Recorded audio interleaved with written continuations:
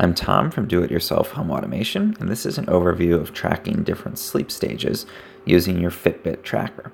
So I use the Fitbit Ionic, and one of the cool things about Fitbit is they've just added a new function where you're able to use the app on your phone to see how much time you spent in each sleep stage during the night. So I did another video where I showed basics about sleep tracking, but if you go into the app and pull up a specific day, you can actually see when you went to bed, and then when you woke up, and this little line chart that shows you the stages and how long you spent in each one. So awake, obviously you're awake. This is at the very beginning of your sleep. Usually people start to wake up towards the end, but what you might not realize is that there's little periods where you wake up for a minute or two during the night and you don't even remember those. But Fitbit is keeping track of them. So those little tiny lines at the top under awake show all the times that I woke up for just a minute or two, and I don't remember any of those. Then further down you get REM sleep, so that's rapid eye movement sleep. That's the more mentally restorative type of sleep it's considered to be. And so that's if you get more of the REM sleep, your eyes are moving. It's when you tend to dream.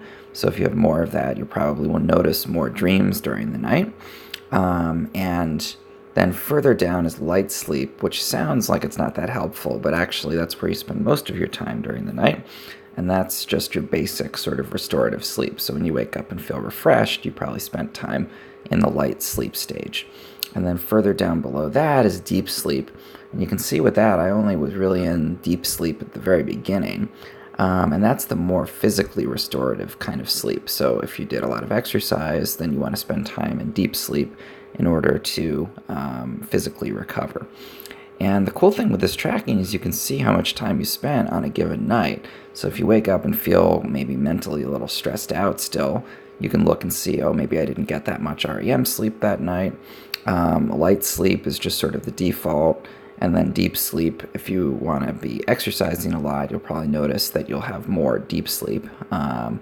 And you can also see, again, the times you woke up in the night. So that's kind of helpful to see if something is waking you, or there's some kind of consistent time that you wake up in the night, where maybe there's a sound that's waking you, or that kind of thing. And it's useful information, I think, in terms of knowing when to go to bed and when to wake up, so that if you're awake for a certain percentage of the night, you make sure you still get your overall goal. So like I want to sleep, at least probably 7 hours. So I need to kind of get about 8 hours of time in bed. And if I'm awake for 58 minutes, then I'm still going to get my 7 hours of full sleep. And then, you want to spend more time in different sleep stages, ideally.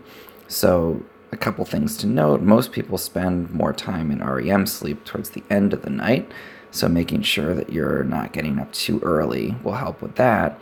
And I actually spent a lot of time in REM sleep throughout the night last night, but that's not necessarily typical.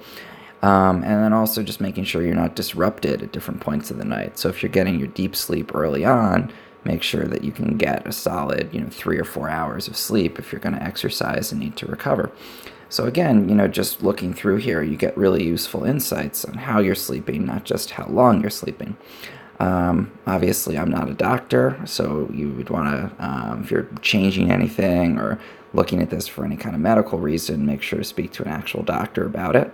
But this gives you just some basic overviews. And again, if you're using it to optimize your exercise routine or just make basic changes to your sleep habits, I found it to be a great tool.